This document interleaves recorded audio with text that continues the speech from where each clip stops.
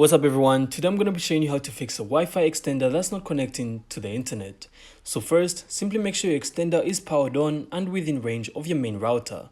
So if it's too far, it won't get a good enough signal. Next, you can also try restarting both your router and extender. So sometimes a simple reboot can actually fix connectivity issues.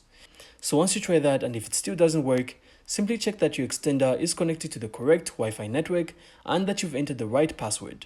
So if it still won't connect, you can also try resetting the extender to factory settings and setting it up again using the manufacturer's app or web interface. Now finally, you can also make sure your router isn't limiting devices or using incompatible security settings. So simply try switching to WPA2, which can also help solve this issue. So after these steps, your extender should reconnect back to your internet. And that's it. So that's how to fix a Wi-Fi extender that's not connecting to internet.